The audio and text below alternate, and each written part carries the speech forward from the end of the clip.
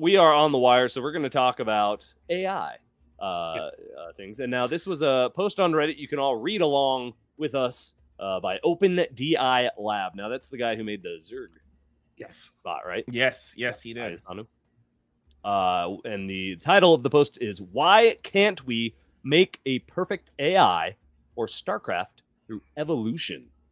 So I'm assuming that implies through evolution, like machine learning, right? Or not just machine learning, but through unsupervised machine learning. Unsupervised machine learning. And I'll explain. Well, you're at that point describing an AI, right? A fully functional. Yeah, you're essentially talking about a generalized AI that can learn without example.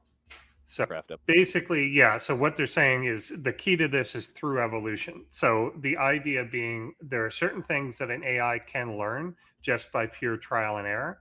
So it doesn't have to actually be told the rules of the thing, and you could still have it learn the thing. So chess is a good example of that, or tic-tac-toe, or something simpler. So almost two-dimensional compared to StarCraft. Something, well, and I think the key is that there needs to be a finite number of opening moves. Like there needs to be a finite or limited set. So like solvable? Is that like how it's categorized? Not necessarily solvable, because that implies that you can like checkers is solvable, where they've literally figured out what the perfect strategy is. But at that point, you don't even need an AI.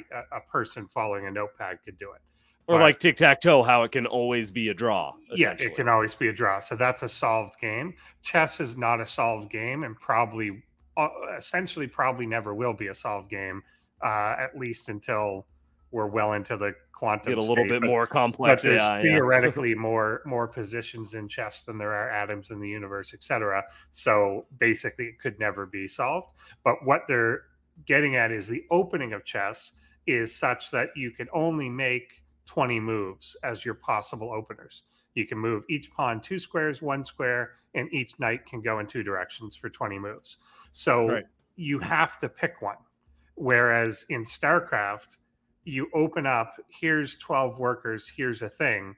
You can essentially do an infinite number of things as your first. Go anywhere. So you could just pick a random SCV and do whatever. And again, because there's no turns, it's also perfectly valid to say, wait for 0.8 seconds and then select the SCV. Oh yeah, the wait real for time 0.9 seconds and then select the SCV. Wait another for dynamic. So essentially, you've got so many dimensions that you've got an absolutely impossible space, but you also then have no way to stumble onto something beneficial. So one of the examples they mentioned in this article, and if you remember way back, we talked about on the Pylon show, is Dota 2 has an AI that learned more or less from scratch. And the reason you can do it in Dota or games like that is because if you wander around aimlessly, you will still collect gold, so collect XP. You will discover that if I go over here, I get things, and if I go over here, I don't. And if I don't do any, like you get some objectives. Whereas in StarCraft, in order to attain some objective, like towards victory, it's so complex to get there that you just never will. Well, and there's only technically one in-game scenario. One victory is by killing all the opponent's stuff. Yeah, that's so true. But you technically win and can get victory, 1,000 other ways or 1,000,000 other ways, because you can force them to quit at any point in time throughout the game. Well, I imagine though, couldn't you? Like, this is definitely beyond me, but the level of weighting, like destruction of units, or like value in terms of equating. I guess how you'd have to teach it a mineral. You'd have to teach it value. Well, you can give it, and so this is again why they say you can't get it perfect through evolution. So a perfect thing would say, I'm not even going to tell you the rules of chess. I'm just going to let you fuck around, and then eventually, without me even telling you the rules, the only thing I have to do is at the end of the game tell you if you won or not. Or true or not. So all I have to do is tell you the result. I don't have to tell you how a knight moves. You'll figure it out. I don't have to tell you how a pawn moves. You'll figure it out. So all that stuff you'll figure out on your own through trial and error.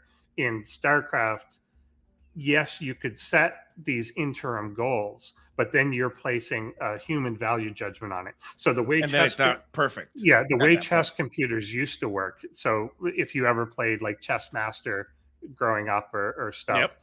they would have a weighting in it. So they said the things that we're often taught as humans, which is a pawn is worth 1, a bishop and a knight are worth 3, a rook is worth 5, a queen's worth 9, stuff like that. And they would tell the computers how much to value pieces, how much to value certain things, so that they went towards interim goals, which is, well, if I capture his rook, that is plus 5 points. So I have an interim goal to step to. What they stopped doing that really a long time ago, and instead let the computer now tell us what it thinks it's worth.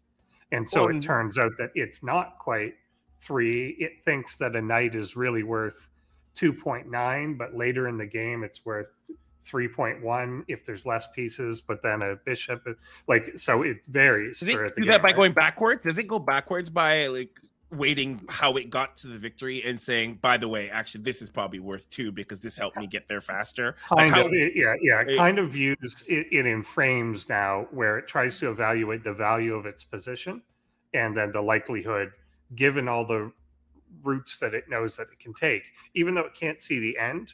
It tries to look at all the routes and say, if I'm currently at a +1, then there's a route that I can get to that gets to a +5 that someone can't stop. So that's what I want to do. And then once I'm there, I know that I can convert from that to a win or whatever. So it knows certain things, and it does know, and AI does, there's perfect solvability. Once there's only 7 pieces left on a chessboard, no matter where they are or what they are, it does know the answer from there.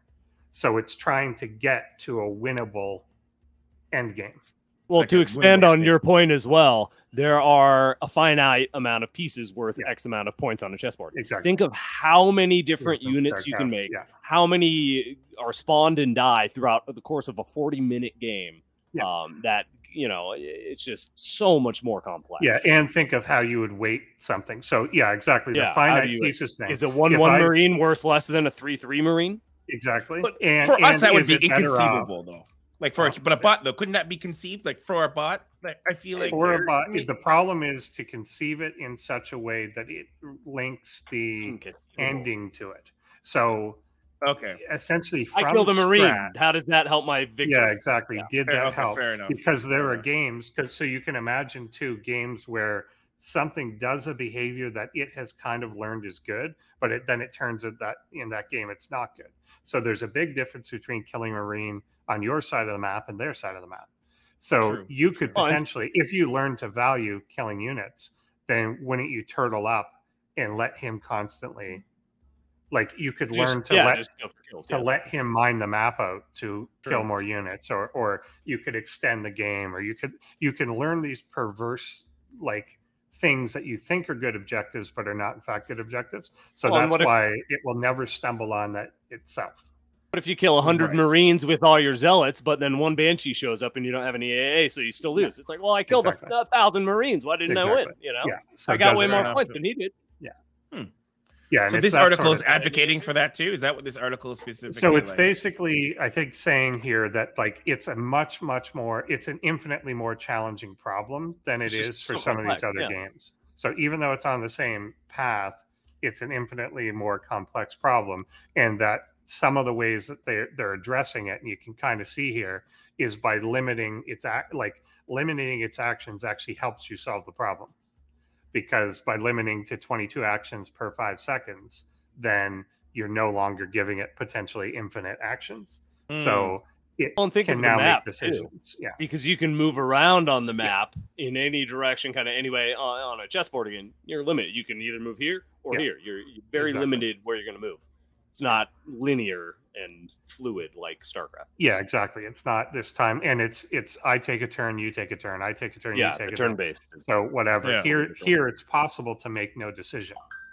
Like whereas that's not possible in chess, it's not possible in Go to make no decision. So it's an interesting. You can sit there and the game will continue. Yeah, essentially. Yeah, and things do poorly when there's like a ill-defined like space for it to be in. So like for instance, limit poker has been solved. So limit Texas Hold'em poker has been solved completely for up to, I think, 6 people.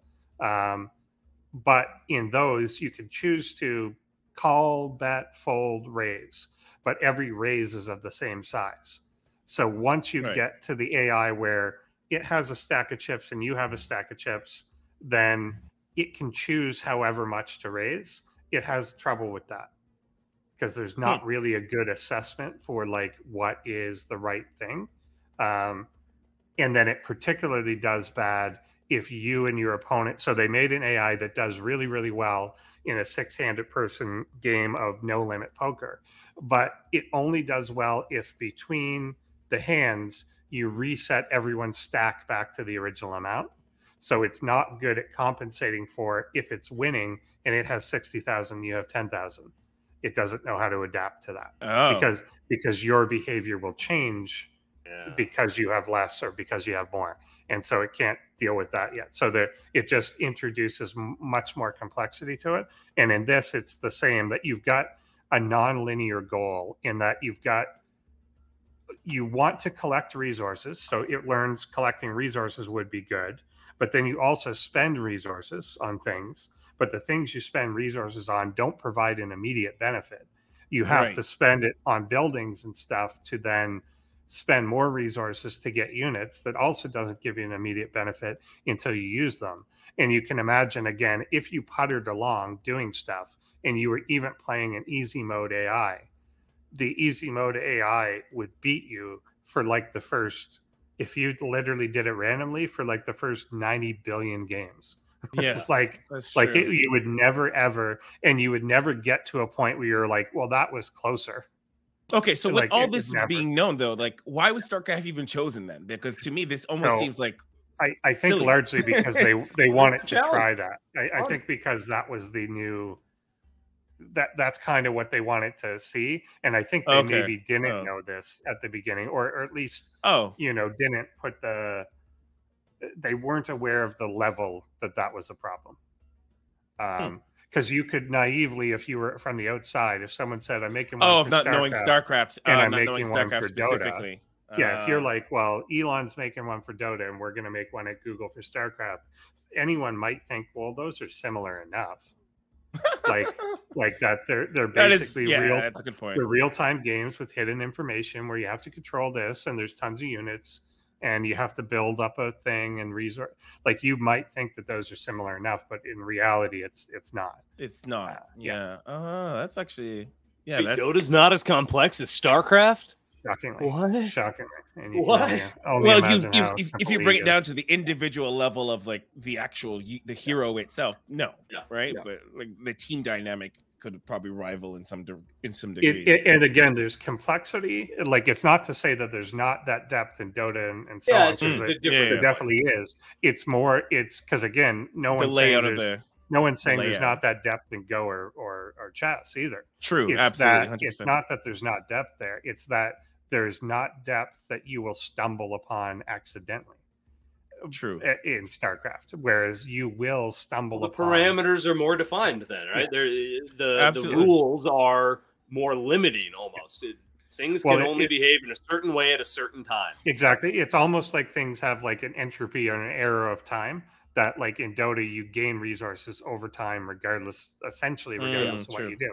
Whereas in StarCraft, that's not the case. It's perfectly, you could just sit there. You're the only one there. There's nobody else on your team, right? Whereas in Dota, if you've made like a character move, but there's other agents or playing or whatever, then things will happen. Whereas in StarCraft, just nothing will happen. Like, you will just sit there like a basically rock. If you put 2 bots trying to learn against each other. Exactly. Which is the other problem of it. So exactly. If you had the bots trying to learn against each other and neither one of them knew how to do anything, then neither one of them would even ever complete a game. I actually have a weird way of humanizing the bot. A bot thinking it would be like confused and sad, like because it just keeps dying and just doesn't know why. Well, it just doesn't know why. And you saw like some of the early Alpha Star stuff where like it would click somewhere, move the camera off to the side, and then be like, "Oh, where'd all my shit go?"